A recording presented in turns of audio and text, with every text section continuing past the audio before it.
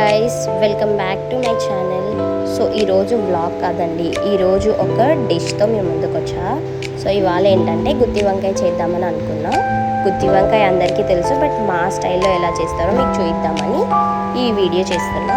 So first mixie jar తీసుకొని దాంట్లోకి పల్లీలు, అలానే పల్లీల తర్వాత కొన్ని కాజు వేయండి, తర్వాత కొన్ని నువ్వులు వేయండి. నేను క్లిప్ యాడ్ చేయడం మిస్ చేశాను. సో తర్వాత సాల్ట్ వేసి, సో ధనియా పౌడర్ 2 స్పూన్స్ వేయండి. తర్వాత కొంచెం అంతా పసుపు, ఆ తర్వాత కొంచెం గరం మసాలా వేయండి. గరం మసాలా వేసిన తర్వాత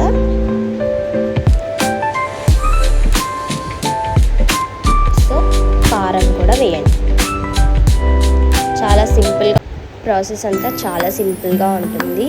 హెవీ వర్క్ కూడా ఏమి ఉండదు. సో అలానే కొంచెం చింతపండు తీసుకొని చింతపండుని కూడా నానబెట్టేసేయండి. సో ఇది పక్కన పెట్టేసి అదే మిక్సీలో మీరు కొంచెం కొత్తిమీర కూడా యాడ్ చేయండి. సో యాడ్ చేసి ఇదంతా మిక్సీ చేసేయండి. మిక్సీ చేసిన క్లిప్ మిస్ అయింది. సో నెక్స్ట్ ఇప్పుడు మనం పోపు వేసుకోవడానికి ఆనియన్స్ కట్ చేసుకుందాం.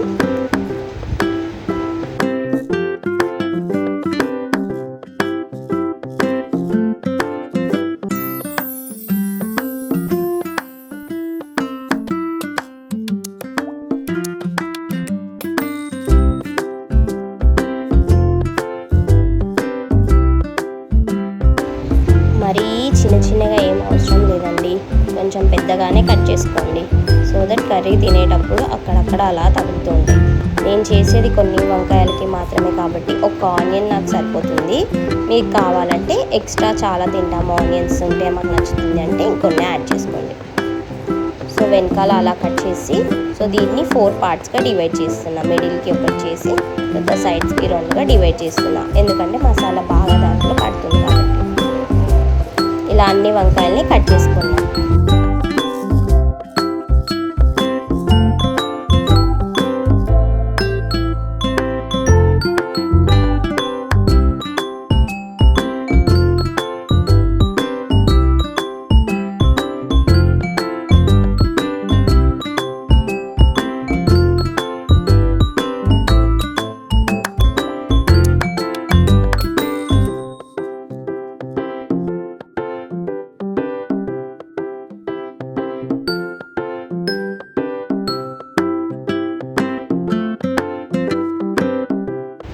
సో ఇక్కడ నేను కుక్కర్లో చేస్తున్నానండి. కుక్కర్లో చేస్తే కూడా చాలా టేస్టీగా వస్తుంది. మనకి ఎప్పుడైనా టైం లేనప్పుడు ఫాస్ట్గా చేయాలి అన్నప్పుడు కుక్కర్లో చేశారనుకోండి, జస్ట్ ఒక 1 విజిల్కే కుక్ అయిపోతుంది వంకాయ. మనం నార్మల్గా గిన్నెలో చేస్తుంటే టైం కొంచెం పట్టేస్తుంది కాబట్టి ఇలా చేసుకోవడం వల్ల బెస్ట్. సో ఇందులో ఆవాలు, జీలకర్ర, కొంచెం కరివేపాకు వేసి కట్ చేసుకున్న ఆనియన్స్ కూడా వేసేసుకున్నాం. సో వేసుకున్న తర్వాత కొంచెం ఆనియన్స్ రోస్ట్ వేయిన తర్వాత, మరీ రోస్ట్ ఏం అవసరం లేదు, కొంచెం ఆయిల్లో వేగిన తర్వాత వంకాయలు కూడా యాడ్ చేసేసుకోండి. సో ఇక్కడ నుంచి ప్రాసెస్ చూడండి.